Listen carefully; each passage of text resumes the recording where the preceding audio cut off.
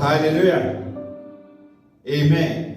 Greetings bafethu, ngiyanibingelela ke bafethu egameni elihle lika Kristu Jesu oyinkosi nomsindisi kithi. Ngibonge bafethu ukuyinikela kwenu, ngibonge nokuthi niyeke konke beninokwenza namhlanje.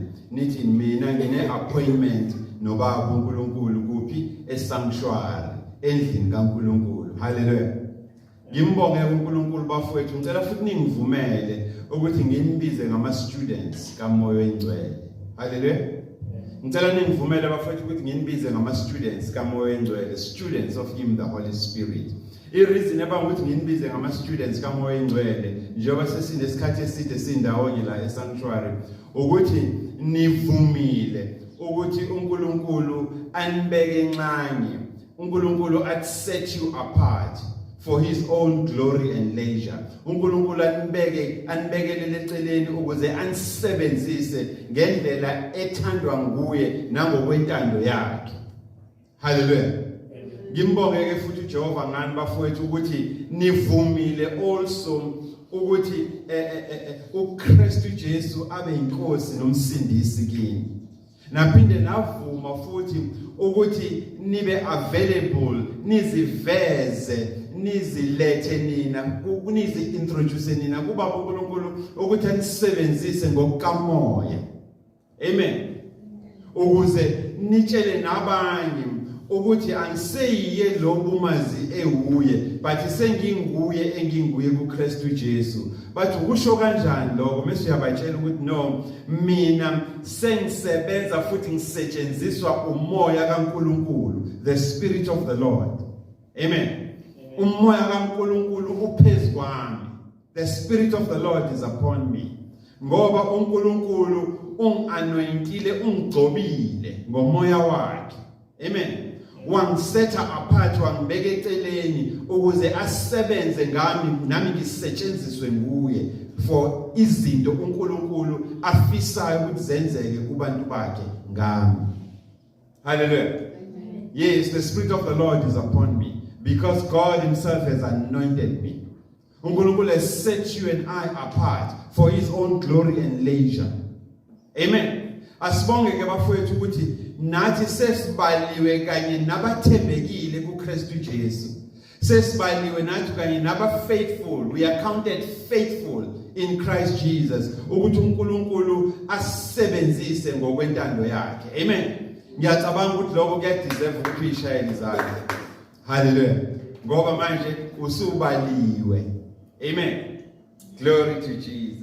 Bafowethu simbonga uNkulunkulu also ngenjongo asiphe yona for unyaka u2023, the theme ka2023. La uNkulunkulu esibizile ngabanye and corporately wasibizela kuphi egunjini eliphezulu, the upper room. Wasethi uNkulunkulu kithina God Sanctuary Family Church umsebenzi assignment engininika yona for u2023 siyaphambili ukuthi niphume enkalo zonke, nigijime amathafa namathafana, nitshelane niphinde nitshele nabanye ukuthi bafowethu lo uNkulunkulu enimbalekelayo, lo uNkulunkulu enimpushela kude, lo uNkulunkulu enimrejectayo, lo uNkulunkulu enimkhahlelela kude nani, uyena kanye kahle lo uNkulunkulu enimdingayo. Enukhulumile uNkulunkulu kithi ngomoya wakhe ukuthi ningaphela amandla, ningaphela umoya ukulishumayela leli ivangeli ngoba ngaphambi kokuthi unyaka uphele bazoza. Hallelujah. Bazoza bathi bafowethu sizwile ngalo uNkulunkulu wenu, sanziba sashaya ngathi asizwa, but sesifike kuleso simo sempilo where we are at the phase yempilo la kufuneka khona senze decision, sikhethe ukuthi siqhubeka nalabo uNkulunkulu bethu abasikhokhisa imali, siqhubeka nalabo uNkulunkulu bethu abasihlabisa inkukhu nezimbuzi nezinkomo, kodwa asuboni umahluko noma siyabashiya ngale. Hallelujah. Komfula wensindiso sihamba noNkulunkulu okuyena othi methi akube khona ukukhanya kube khona. Hallelujah. Othi mekhuluma namanzi olwandle ewanika instruction athi nizohamba nifike la ngempela amanzi olwandle akuhloniphe lo instruction, afika ahambe bese yajike buyele emuva. Hallelujah. uNkulunkulu othi methi ngesikhathi esithile wena langa kufanele ugoduke uyilahla kuma wakho. Ngikhuluma isiZulu ke manje. Amen. Methi uNkulunkulu elangeni goduka ngesikhathi esithile uyilahla kunina, kumama wakho, ngempela ilanga likuhloniphe lokho phuma inyama. Hallelujah. uNkulunkulu othi methi ukukhanya kwasemini kuyoba ilanga, okwasebusuku kuyoba inyanga nezinkanyezi, ngempela kaze kube khona iconflict nengxabano kuleso simo.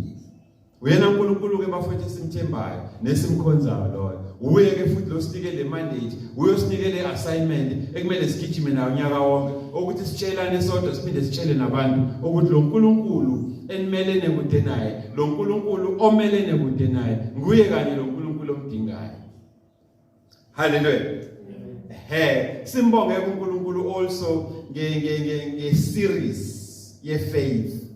Ngothungethunge leimfundiso zokholo, ngothungethunge leimfundiso ngokukholwa, ngothungethunge leimfundiso zenkolo esiliqalile bafowethu last week for this month kaJune, esiliqalile for lenyanga kaJune, esizoqhubeka nalo kuya ngokuthi uNkulunkulu ufuna silibekephi. Hallelujah. So sisaqhubeka ke bafowethu nokuthungethunge leimfundiso lani zenkolo, zokholo nokukholwa. Ngesilungu sithi siqhubeka with the series on faith. Amen. And umbuzo wokuqala ofika ekhanda uma sifundisa ngokholo, umbuzo wokuqala ofika ekhanda mesifundisa ngezenkolo, umbuzo wokuqala ofika ekhanda mesifundisa ngokukholwa ukuthi what is faith? Uyini ukukholwa? Luyini ukholo? Kusho ukuthini ukukholwa? Kubizani mina ukuze ngikholwe? Amen. uNkulunkulu webafethu usinikileke incwadi okuyiyona esolontsha phezukwayo, incwadi esondlalela phezukwayo, mase sifundisa simi phezukwayo ukuze sazi ukuthi kuyini ukukholwa, luyini ukukholwa, ukholo kubizani ukukholwa. Amen. Usiphileke bafethu uNkulunkulu usihleze egwinjini eliphezulu incwadi yamaHebheru. Sathi incwadi yamaHebheru uma uyihlole embhalweni emdala ibizwa ngeBook of the Ivrim. Abantu abashiyile bawela, abantu abakushiyile okudala bheka sebenziwe bubasha, baba yidwala ezisha, baba yidalwa ezintsha kuKristu Jesu. Hallelujah. Abantu asebekhethile ukushiya okudala ngoba sebetastile ubusha, the newness of their life in Christ, bataste ubusha bempilo yabo ekuhambeni noKristu Jesu. Hallelujah. Ngaleyo ndlela sonke njengoba sihlezi la sesingayini, singama Ivrim, abantu abashiyile nabashiya. Hallelujah. Amen. Siuhlabile ke bafowethu umkhosi ngenkathi edlule, ngenkathi sihlangene ngeimfundiso zokholo, zenkolo, zobuKristu kanye nemisebenzi yokholo, yokukholwa nobuKristu ekumele siphathe njengekhathi zamamtuba thina esibizwa ngabazalwane. Hallelujah. Kusho ukuthini lo? Yes. Hallelujah. Ngesingisi sithi handle your faith with fear and trembling. You understand? Phatha ukholo lwakho, phatha inkolo, phatha ukholo njengekhala zamantuba.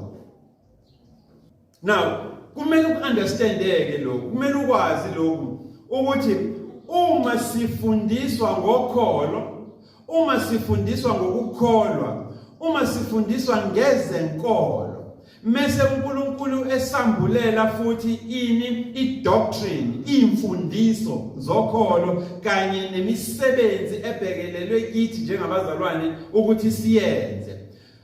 Injongo nqangi kaNkulunkulu ngalezi imfundiso ukuthi sikhule from ukukholwa kuphela, but sifinyelele kuphi? Ekwazini. Hallelujah. Asingami ekukholweni. Amen. But asidlule ekukholweni ngenxa yokuthi thina sesingama students, singabafundi, singabaphathiswa bemfihlakalo yezulu endabeni zensindiso neqiniso. Amen.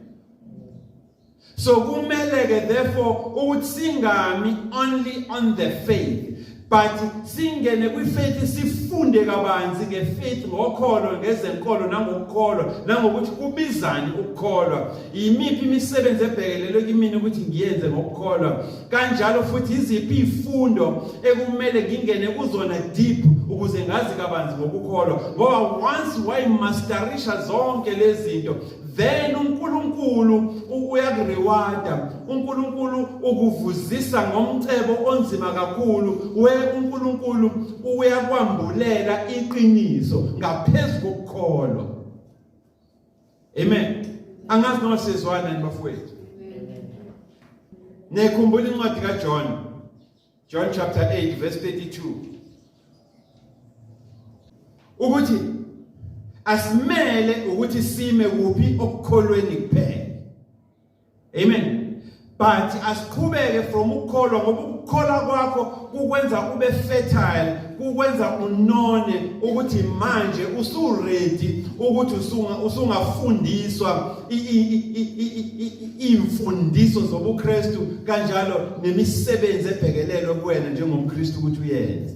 And mase ukuvumile konke lokho, uNkulunkulu akakuyekeleli nje, kodwa wenza njani? Uyakurewarda, uyakuvuzisa ngomvuzo wani? Weqiniso. Meaning God will reward you mightily so with the knowledge of the truth. Ingakho ke bafowethu, uma siye encwadini kaJohn chapter 8 siya ku verse 32, uNkulunkulu ngomoya wakhe la uyaqinisekisa ukuthi once iqiniso usulazi. Amen. Akathi uma iqiniso usulikholwa. Amen. Uthi uma iqiniso usulazi, iqiniso lizokwenza njani? Lizokukhulula. Amen. Ngoba ukukholwa usukuse umfundi usenembuzo. Amen. Usukuse nembuzo, kusenezinto ofuna ukucaciselwa zona. But once usube i-student kahle wayibuza nalembuzo nayo, then uNkulunkulu uyakurewarda ngani? Nge-knowledge of the truth, ngokwazi iqiniso, ukunika isambulo seqiniso. Amen. And kuyaqinisekisa uNkulunkulu lokho ezwini lakhe uthini kuJohn 8 uma ufunda uverse 32. Niyakulazi iqiniso. Iqiniso liyakunikhulula. You will know the truth, niyakulazi iqiniso, neqiniso liyakwenza njani? Liyakunikhulula. uNkulunkulu akathi ezwini lakhe you will believe the truth. Amen. Akathi uzolikholwa iqiniso, kodwa uthini uNkulunkulu? Uthi uyakulazi iqiniso, ngoba knowledge is power. Uma unolwazi uphethe amandla. Hallelujah. Nyayizwa bafowethu lento. Kungenzeka idide uma sisayiqala, but uzobona ukuthi abantu abaningi obazi abakholwayo baze ba backslider ekukholweni ngenxa ukuthi abafinyelelanga ekwazini iqiniso, bagcina bekholwa. Amen. Namhlanje bayidawa, baqala amaculo kuma-tavern. Hallelujah. Uma ukhuluma nabo bathi ngeke mina ungitshele lutho ngokholo. Bebe beqinisile ngoba bagcina kuphi? Ekukholweni. Iqiniso abafinyelelanga kulona. Umuntu ofinyelela eqinisweni aku-easy ukuthi backslide ngoba unovalo. Hallelujah. Umuntu ofinyelela eqinisweni unovalo, akadingi ukubhekwa ibandla noma umzalwane amaziyo noma ukuba ngasesontweni ukuze abe right. Amen.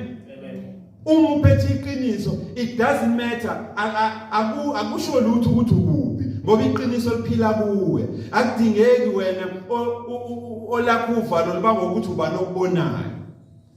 Nayibona lento bafowethu, khona umuntu ongoni ngoba kunabantu abamaziyo. Uma ungasubasuse labantu abamaziyo angona. Amen. Kanti londe iqiniso futhi ala olaziyo iqiniso, whether bakhona abantu abamaziyo noma bekho, kuyefana. Uphila kuphi? Ngaphansi kwamandla ani? Eqiniso nokwazi. Now usulazi iqiniso, usuyithestile futhi nenkululeko efika leqiniso. Uma ubuyele encwadini yamaHebheru chapter 10 uyifunda, uzonothisa ukuthi akube kusaba easy, akuvumi futhi nakuwe ukuthi uhlehlele emuva. Hallelujah. Akube kusavuma ukuthi uphindele emuva. Akube kusavuma ukuthi withdraw from ekwazini iqiniso. Uma usulazi iqiniso, ama chances ukuthi uhlehle ubuyele emuva, usujombile, wamshiya umuntu omdala, wasuba isidalo esisha kuKristu Jesu, akube kusaba easy ukubuyela emuva kumuntu omdala. Hallelujah. Bafowethu, lezi imfundiso lezi zidinga ukuthi sibambane ngezandla sihambisane ukuze ungafili as if wena we are leaving you behind, sikushiya ngemuva. Kufanele sihambisane la ukuze ngakubikho ukudideka masiqhubeka nezimfundiso. Amen. At the same time, akufuneka masiqhubeka nezimfundiso lezi mase wena ubona ngathi sesiyakuphoxa ngenxa ukuthi awazi ignorant. Amen. Hlala nathi, hang in here, ufunde nawe ukuze ube nokuqonda okuphelele. Hallelujah. Uma usulazi iqiniso, ama chances ukuthi uhlehle ubuyele kumuntu omdala okuhuye ngaphambili kumele aphele ngoba usune taste entsha in the newness of your life in Christ Jesus, ebusheni bempilo yakho kuKristu Jesu. And now uma usutastile bafowethu the newness of your life in Christ Jesus, uma usutastile ubusha bempilo yakho kuKristu Jesu, uzonothisa lapha encwadini yamaHebheru chapter 10 ukuthi uNkulunkulu uyathokoza ngawe, okusho ukuthi over and above tasting the beauty and the perfect splendor, over and above tasting and over and above experience iqiniso lika Baba uNkulunkulu empilweni yakho, uNkulunkulu uyathokoza ngawe, okusho ukuthi wena you also now usunani neSambulo sentokozo kaNkulunkulu ngempilo yakho. Kunabantu asebebe abazalwane for isikhathi eside kodwa akanayi idea yentokozo kaNkulunkulu ngaye. Yayibona lento ngisho bafowethu. Kodwa kulezi ifundiso esikuzona njengamanje uzofika wena ezingeni leqiniso lapho uzothi noma uwedwa uthi ha uyazi ngathi senginayo itaste, senginayo neexperience noma incane yentokozo kaNkulunkulu ngami nangempilo yami. Sekunezinto ebekade ziyimthwalo empilweni yami esekulula emahlombe ami manje ukuyithwala. Qala bezinginika istress, manje angisenaso leso stress. Hallelujah. Kunamagama labafowethu uNkulunkulu asinike wona siwasebenzise a pregnant, akhulelwe, ukuyiwona ufuna ukuwabambe, ukujabula kukaNkulunkulu ngempilo yakho. Yabona lona? Ngoba umuke walibamba leli gama lizo invoke kuwena, lizokugoqoza ngaphakathi kwispirit sakhe emoyeni wakho ukuthi kusho ukuthini ukujabula kukaNkulunkulu ngempilo yakho. Then mase uyayi-aligna ke nawe eqinisweni ukuthi okay, uma iqiniso selingikhululile kunezinto ezizoqhathaka kimina zomuntu ebengiwuye ngoba sengiyisidalo esisha kuKristu Jesu. Amen. Bheka okudala kudlulile. So ngaleyo ndlela sekunezinto ezothi hayi man kunoshintsho empilweni yami. And lolu shintsho uzoqhama ngokuthi ubekezele kulezi imfundiso. Amen. Wazi ukuthi uNkulunkulu ukujabula kwakhe ngawe ukuchaza kanjani. Again, uma iqiniso lika Baba uNkulunkulu selikunikile ukukhululeka. Amen. Uma usugraduateile from ukukholwa to ukwazi iqiniso likaNkulunkulu, also umemezele kuNkulunkulu ukuthi ngomoya wakho engcwele sihlangene ngesikhathi esidlule ukuthi uzoqala manje wena usebenze futhi usetshenziswe. You will operate and function by the power of vision, and in the power of vision uzosebenza usetshenziswe emandleni ombono nasemandleni ani esiprofeto. Hallelujah. Ukusho ukuthi manje wena usuzokwazi ukuthi uNkulunkulu akusebenzise njengephimbo lakhe ukuhlangabezana nezidingo zabantu ulethe kubona impendulo. Amen. And that is what we call lokho sikubiza ngani ngesiprophet or prophecy, the prophetic. Amen. Ngeke kodwa uzusebenze futhi usetshenziswe emandleni ombono nasemandleni okuprofeta uma ungakafinyeleli eqinisweni. Usa-operate kuphi wena? Kwi-belief. Amen. Khula from believer, khula from ukukholwa, but ufinyelele kuphi? Eqinisweni. Ukukhola kwakho akukwenze ukuthi ube available ukuthi ufundiseke ukuze ufinyelele eqinisweni. Ukukhola kwakho akungabi destination. Ungacabanga ukuthi ukukholwa usufikile. Awukafiki but usu-ready, u-available ukhona, nomhlabathi wenhliziyo nomoya wakho u-ready for ukuthi uqalwe manje kutshalwe ini kuwena iqiniso likaNkulunkulu. Amen. Bazothi bethi abantu uJesu usegrounding kaF bagijime baye khona, wena ngeke usagijima ngoba uyamazi ukuthi uphi uJesu. Hallelujah. Bazothi beyiveza bethi mina nguNkulunkulu, nguKristu, ngi-assistant, ngumsizi kaNkulunkulu, ngeke wena lokho kusaxaka ngoba usuneqiniso. Bazothi bebhizi bembeka uNkulunkulu emafini, wena uzobe wazi ukuthi uNkulunkulu kuphi. Bazothi bembeka abanye ezinyoni zezulu ezindizayo abacabanga ukuthi izona eziphethe uNkulunkulu, wena ngeke kuphazamise lokho ukuthi uNkulunkulu uthi uzomthola ezinyoni zezulu. Hallelujah. Niyayizwa lento bafowethu? Bazothi begijima beyombheka olwandle emanzini bethi bebheka uNkulunkulu namandla akhe, ngeke wena kusaku-affecta lokho ngoba uyamazi uNkulunkulu nani, uneqiniso. Amen. Bazothi mebekubuza bethi wangagijima wena nje kanye nathi, kanti wena lo wakho uNkulunkulu kuphi? Ngoba kade siyombheka olwandle, kade siyombheka egroundini, kade siyombheka ezinyonini zezulu, kade siyombheka all over. Ubayitshela ukuthi owakho wena uNkulunkulu kuphi? Ukuwe. Hallelujah. Ngoba wakho uNkulunkulu ngubani? Ungu-Immanueli, unguNkulunkulu onawe. Hallelujah. Ngeke uyombheka kuThwala uNkulunkulu wakho, but uThwala uzokuguide ukuthi akise kuNkulunkulu wakho ngoba uNkulunkulu wakho ukuphi? Ukuwe. Uphila nje ngoba uNkulunkulu kuwe, ukuba uNkulunkulu umoya wakhe, a portion of himself, akayiphefumulelanga kuwe, ngabe kwala ukho. Hallelujah. Kunento kaNkulunkulu ekuwena oyiphethe ibizwa ngani? Ngomphefumulo. That is why whether you are called or noma ukholwa, uNkulunkulu as long as uphefumula uyolokhu amemeza. Hallelujah. Awuphefumule nje kakhulu ngizwe ukuthi uphefumula kanjani. Hallelujah. The fact ukuthi uyaphefumula, umphefumulo wakho uyakhuluma, ubiza umnini wawo.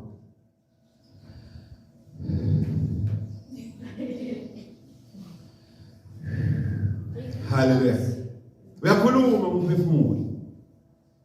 Amen. Mulalela kahle ukuthi uphefumula kanjani, uzozwa ukuthi umemeza uNkulunkulu ngegama lakhe elideep. Hallelujah. Umemeza uNkulunkulu ngegama lakhe elideep. Alibhaleki futhi lelo gama. Alinaso spelling, but ngilibizile manje. And ulokhu ulibize wazalwa wena, because as long as uphefumula umemeza yena ubaba uNkulunkulu.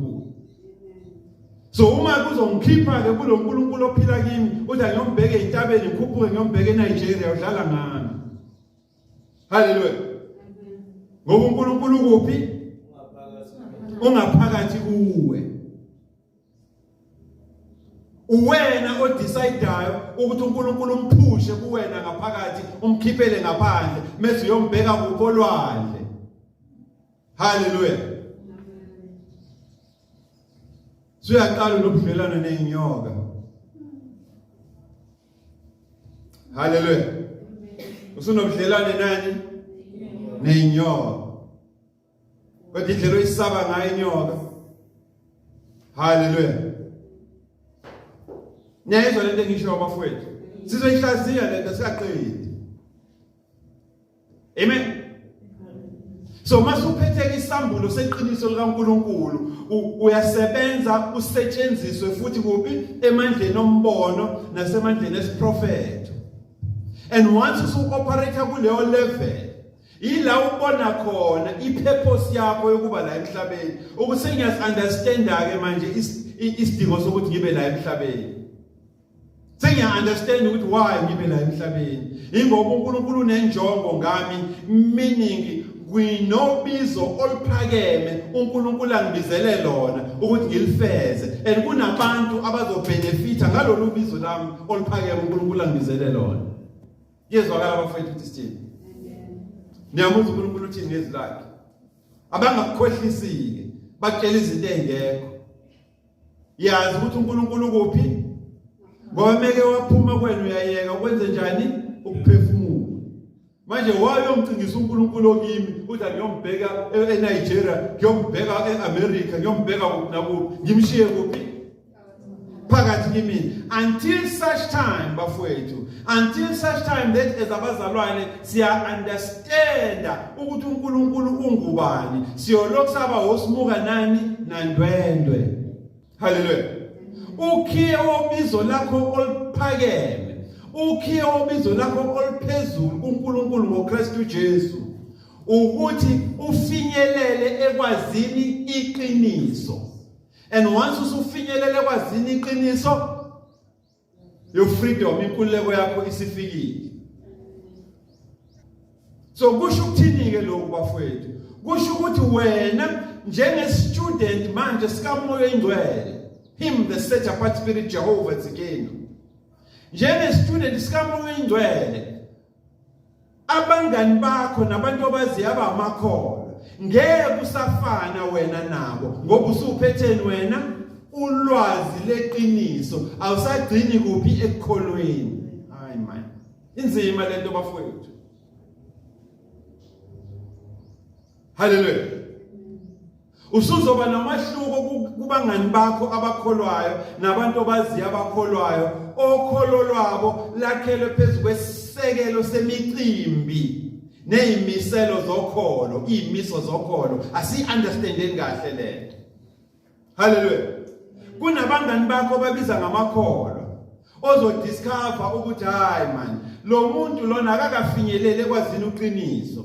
Ukholo lakhe noma esethi ube umzalwane for 15 years, but ukholo lakhe isisekelo salo, the foundation upon which the faith lo muntu is laid upon, is based on religious ethics, izimiso zokholo and ceremonies, imicimbi.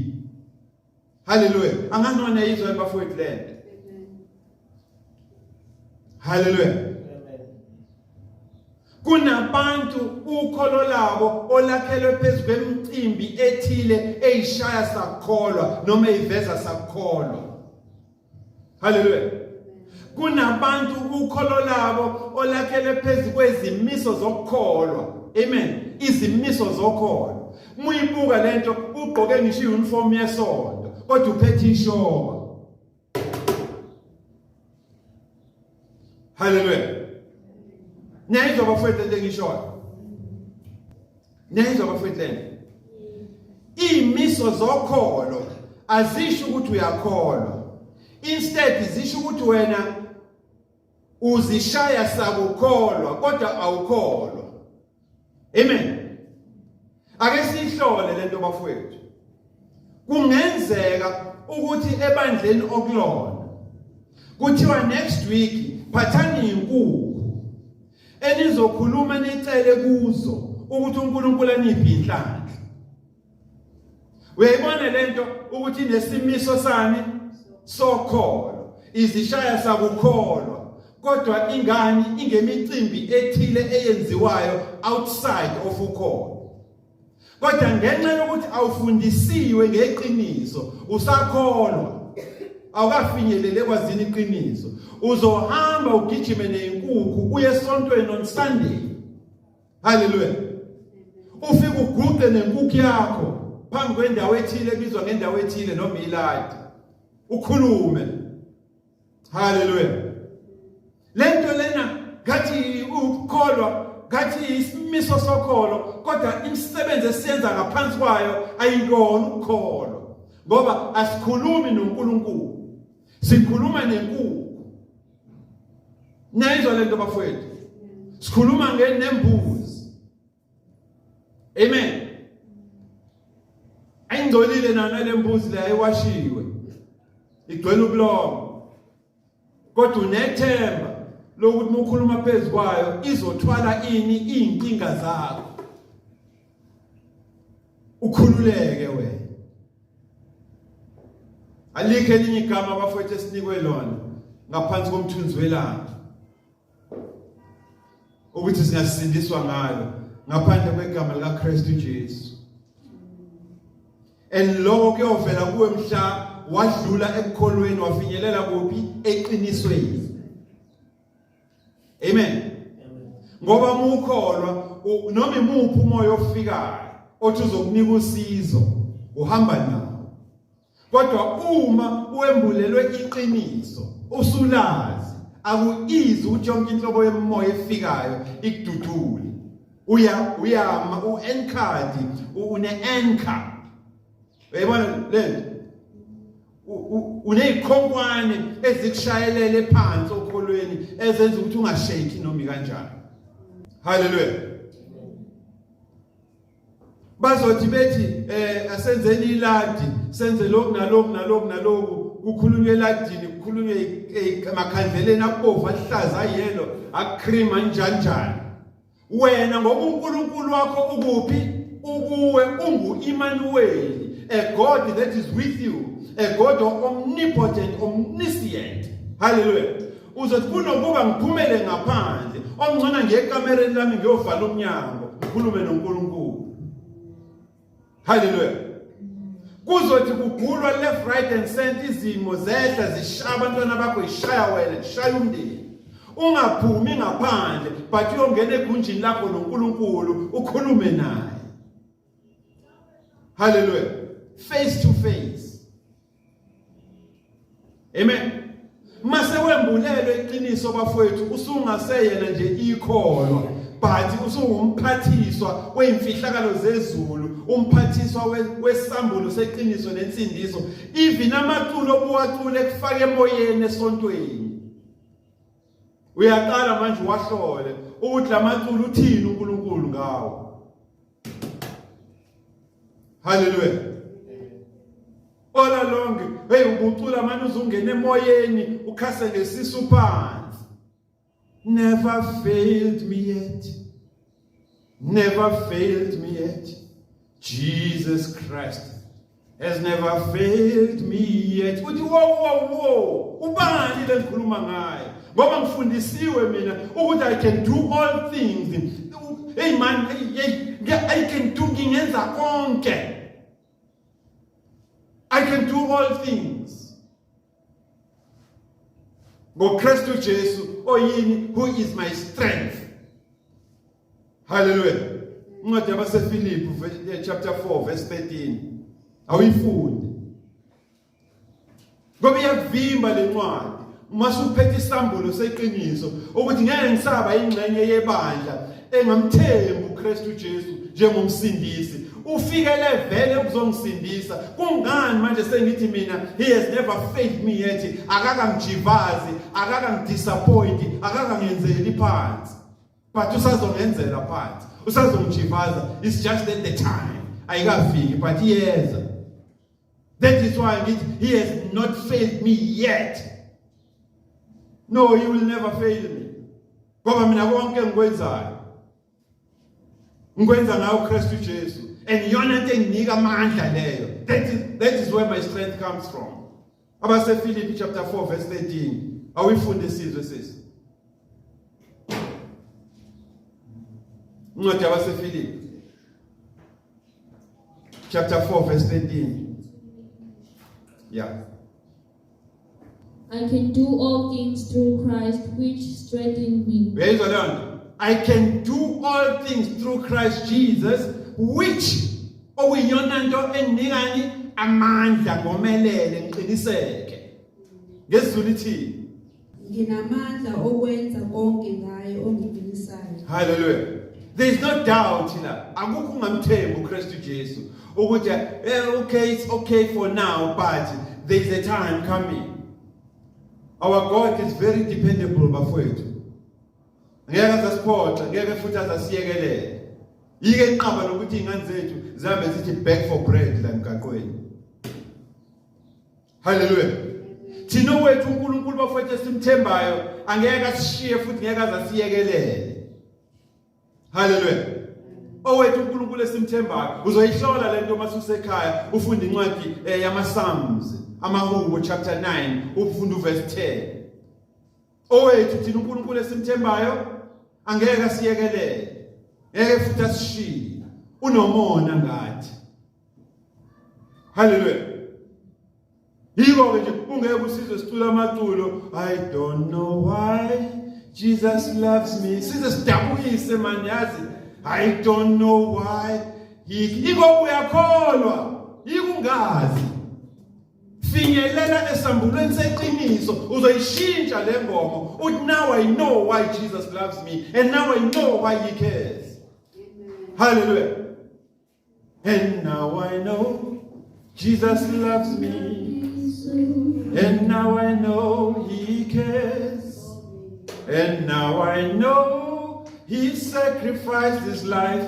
Oh, I'm so glad. I'm glad indeed. Usune sambulo. Niyibona bafowethu lento uNkulunkulu asambulela yona ngokukholwa. Uthi akwanele ukuthi size siyoshona sikholwa. Singaliphethe iqiniso ngoba sobe simfeyilile uNkulunkulu. Kwimandate asilethele yona la emhlabeni ukuthi senze njani sisebenze futhi sisetshenziswe emandleni ani ombono nesiprofeto. Siba ama oracles umlomo kaBaba uNkulunkulu. Hallelujah. Yes. Owethu thina uNkulunkulu mfana adlala imidlalo yokuthembeka nokungathembeki. There is no way from the same stream we can have mara and sweetness. No. Hallelujah. Owethu uNkulunkulu thina esimethembayo hayi uyasiqinisa. Amen. Owethu uNkulunkulu esimthembayo wenza njani? Uyasiqinisa. Yingakho singaphela amandla ekumeni eqinisweni lokwazi uNkulunkulu. Amen. Wena nokholo lakho usabelieve kuphi? Emcimbini naseyimisweni zokholo. Hallelujah. Yiko nje sizokudayisela amanzi. Usuyicustomer lokuthenga amanzi. Holy water. We customer wena. Ngisho ibudget yakho manje salary. Usubudgetela holy water. Amen. Nayizwa bafowethu ngiyamuza moya ngicela uthini ebandleni. Uyabizwa ke bafowethu ekhaya. Uyakubiza uNkulunkulu, ukubizela eqinisweni. All that you need to do wena ukuthi wenze njani? Sabela. Hallelujah. Sabela. Niyakwazi ukusabela bafowethu kusho ukuthini? Ungayideli insindiso kaBaba uNkulunkulu. Don't neglect salvation. Ungayideli insindiso, ungayibukeli phansi. uNkulunkulu uyakumemeza. Uthi phuma kulelo hlathi okulona olibiza ngesonto lakho. Oyimfundiso zalo zisekelwe phezulu kwesisekelo zeyimiso zokholo ezishasa kholwa ndazibona ukukholwa zibhizi nemicimbi. Hallelujah. Imicimbi nje ibandla lakho wena is about imicimbi, and that's it. and iyona foundation, iyona nto enicabanga ukuthi iyona ekwenza ukuthi nikholwe imicimbi leniyenzayo kuleli bandla. Phuma, uyabizwa ekhaya. You are in a cult and an occult. Awukho aware, iyachaza imicimbi. Hallelujah. Chaza naye lamaketango wagqokile ne-uniform, nale mbala uyigqokile. Hallelujah. Ungalwi neqiniso. uNkulunkulu mekhalima ngeqiniso. Ungalwi nalo. Hallelujah. uNkulunkulu nomona ngawe mfowethu. uNkulunkulu nomona ngani bafowethu. All that you need to do ukuthi ube bold, womelele. Hallelujah. Wenza inqumo ungajiki. Ume esinqumeni osenzile, be bold. Hallelujah. Awulalele nje ukuthi uNkulunkulu uthini ngawe ezwini lakhe ukukhombisa ukuthi unomona ngawe. Awe lapha encwadini yabase-Efesu. Hallelujah. Ephesians chapter 2. Ubuke uverse 8 no verse 9. Hallelujah. Glory to Jesus. Lalela ukuthi uNkulunkulu uthini ngawe. Indlela nomona ngayo uNkulunkulu ngawe. Amen. Uthini uNkulunkulu ngawe okhombisa ukuthi unomona. Ngokuba ngomusa nisindisiwe ngokukholwa. Wait a minute. Awuphakamisa izwi kahle ukuze sikuzwe kahle ukuthi uthini. Ngokuba ngomusa nisindisiwe ngokukholwa. Niyayizwa bafowethu lento. Kuumusa kaNkulunkulu ukuthi ube fertile, ukuthi usungaba i-student sokuthi kutshalwe kuwe iqiniso. Amen. Ukholwa okukususe ekhaya kukise endlini yesonto ukuyothola iqiniso. But musa ukuma ekholweni kuphela. Khula. Hallelujah. Khula. Ufinyelele kuphi eqinisweni. Awiphinde le part. Ngokuba ngomusa nisindisiwe ngokukholwa. Ngokuba ngomusa sisindisiwe ngokukholwa. Akushiya ukuthi ngokuba ngemicimbi yebandla leni eniyenzayo, nezinkukhu eniza nazo, namaladi leni imiphezukwawo. Hallelujah. Akushiyo kanjalo. Ukuthi ngamaladi nisindisiwe, ngezinkukhu lezi nikhuluma phezukwazo nezimbuzi nisindisiwe, nenkomo. Ukusindiswa kuumusa kaNkulunkulu. Wena vuma ukuthi ukholwe ukuthi uNkulunkulu uyaphila, ukuze uNkulunkulu akwambulele ini iqiniso lakhe, mase uyaqala uyasebenza phinde usetshenziswe futhi kuphi in the power, emandleni ombono nasemandleni esiprofeti. Hallelujah. Awuqhubeke silalele. Nalokho akuveli kimi kuyisipho sikaNkulunkulu. You understand?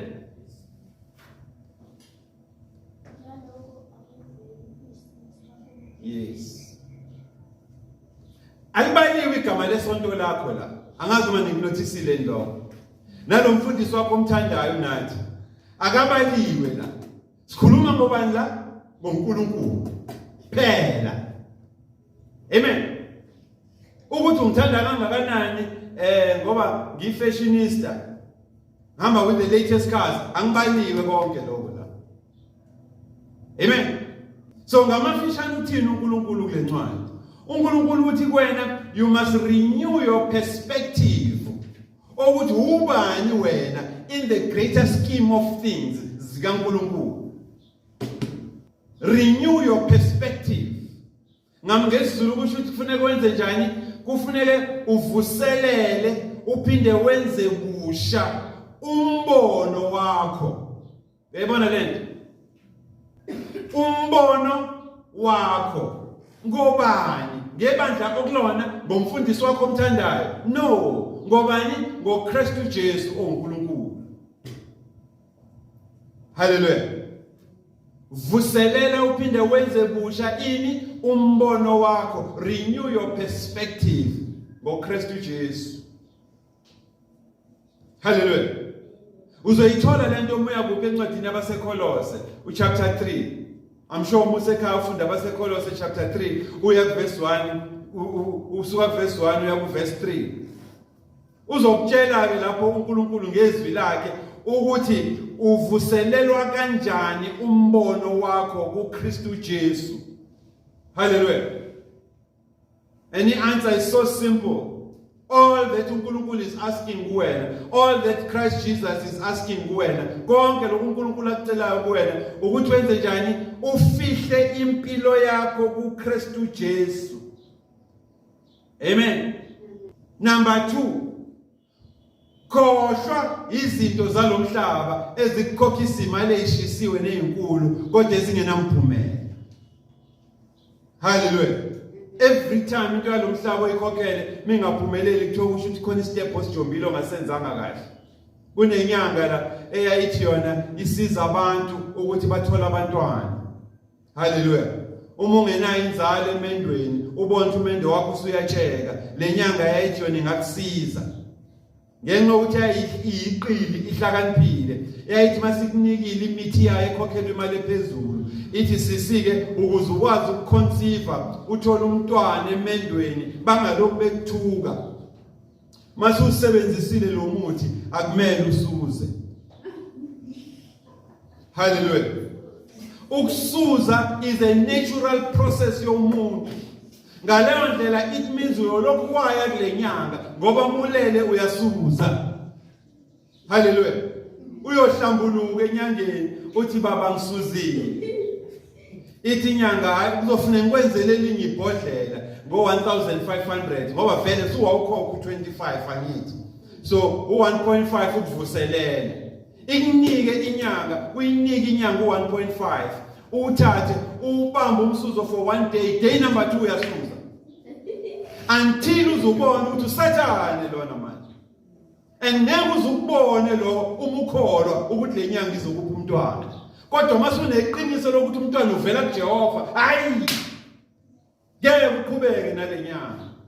Bazazini lezi zinto zamaqiniso enodingayo. Hallelujah. Zazini lezi zinto.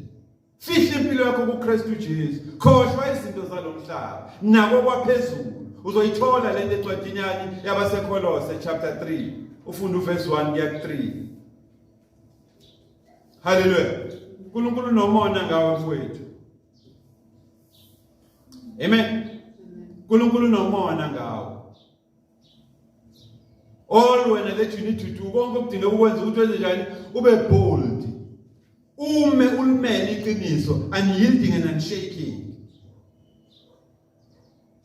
Incwadi yabaseEfesu chapter 2 verses 8 to 9 uma uyihlola kahle ukuthi kufanele senze njani ukukhombisa ukuthi uNkulunkulu nomona ngathi uNkulunkulu ukuthi ezwini lakhe kufanele uthi release your past. Uyayibona lento? Shiya umuntu omdala, shiya imuva lakho ngoba wena usuyi-Ephraim vele, cross over welela ngaphesheya and taste the beauty of your newness. Utaste ubumnandi bempilo yakho entsha kuKristu Jesu. Shiya, release your past ungalokhu ibambile. Uma kuthiwa shiya ipast yakho mfowethu ngamafishane ukusho ukuthi uyamenyezwa wena ekhaya ezulwini. Umenyezwa uJehova usebawuthi uqobo lakhe. All that you must do into kufanele uyenze ukuthi wenze njani usabele. Hallelujah.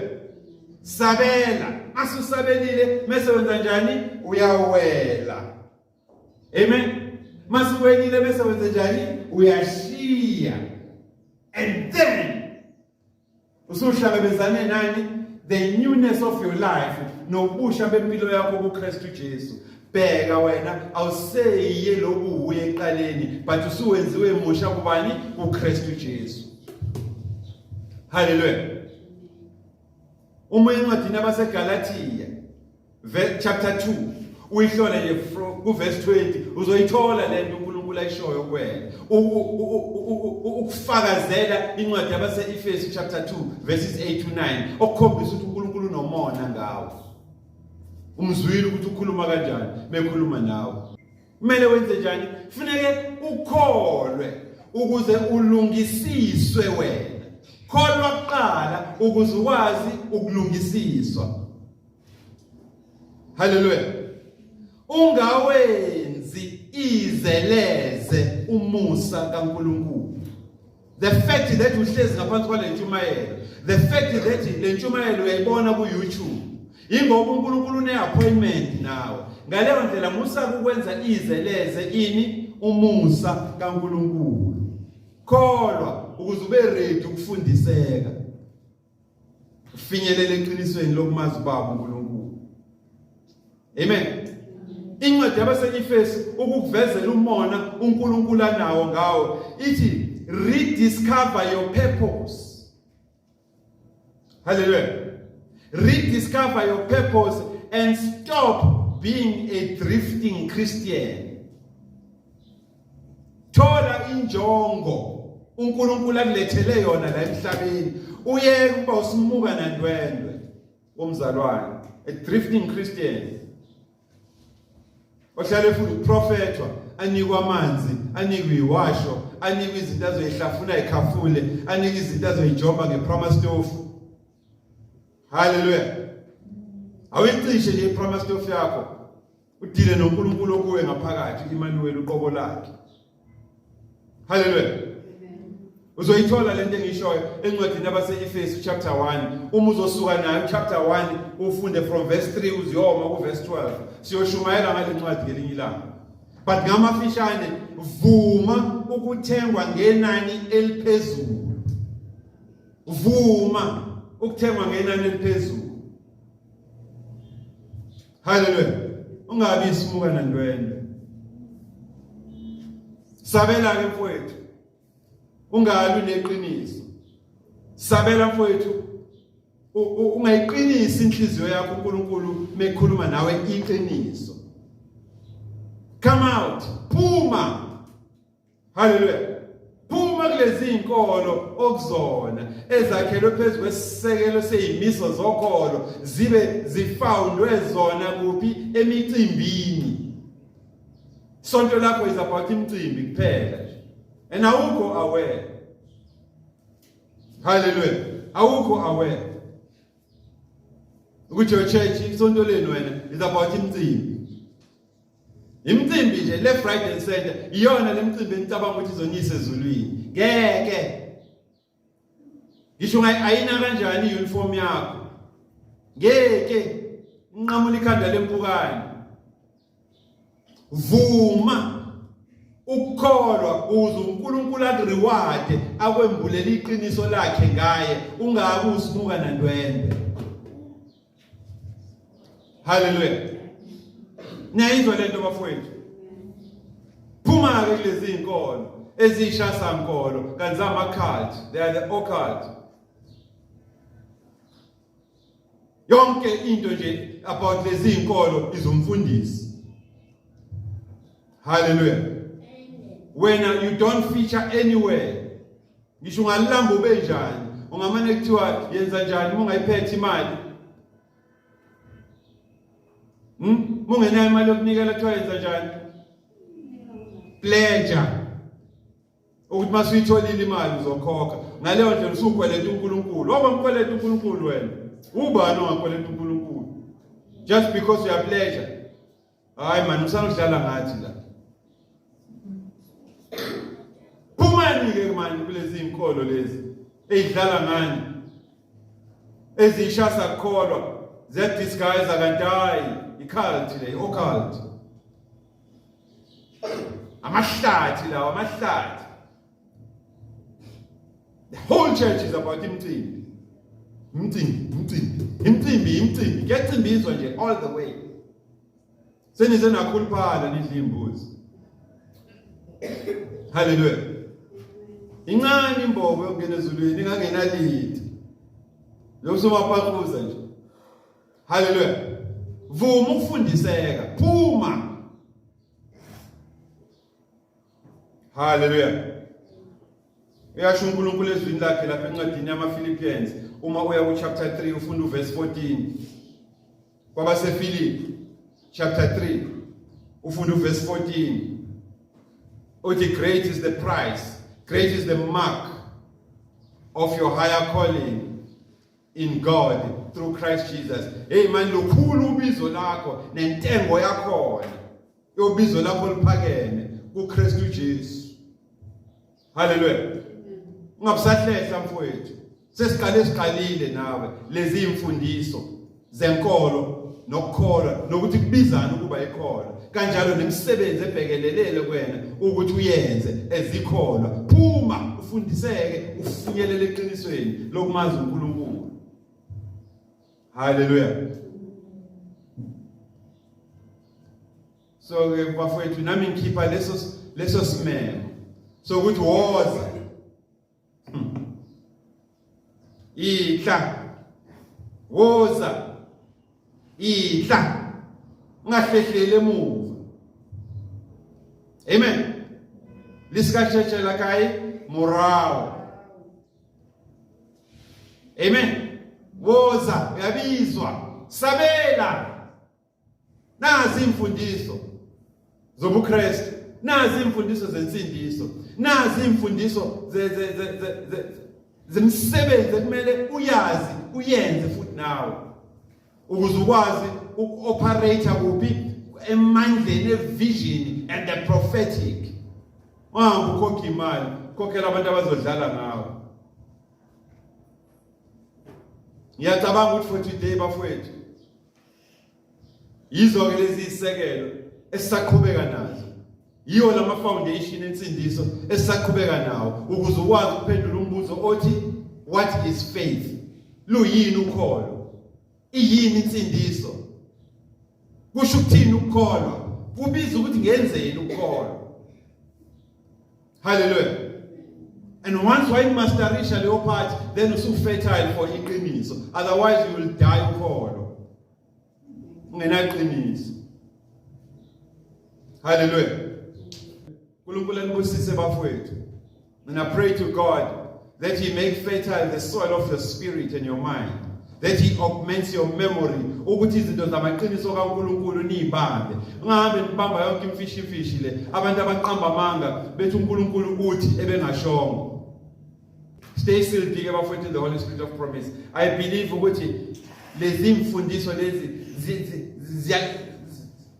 ziyakushayika la uhlezi khona. Obucabanga ukuthi uhlezi endaweni eright. Uthi phuma ke manje kulolu kholo kulona ungene kuphi eqinisweni lokwazi uNkulunkulu. Akufuneka uhlale ekholweni ukuze hawu kahle bo. Amen. uNkulunkulu anibusise ke bafowethu ngiyathemba ukuthi khona nikubambile today. And once kukhona okubambile ungabi namahloni mekuza umuntu kuwe this week ethi ngicela ungithandazele. Bonga uNkulunkulu uthi ngiyabonga Lord ngale opportunity onginika yona ukuthi ngikuveze kulomuntu ukuthi awuhambi ngeage awuhambi nange-country America or Nigeria but nangami uyakwazi ukuyenza imimangaliso. Hallelujah.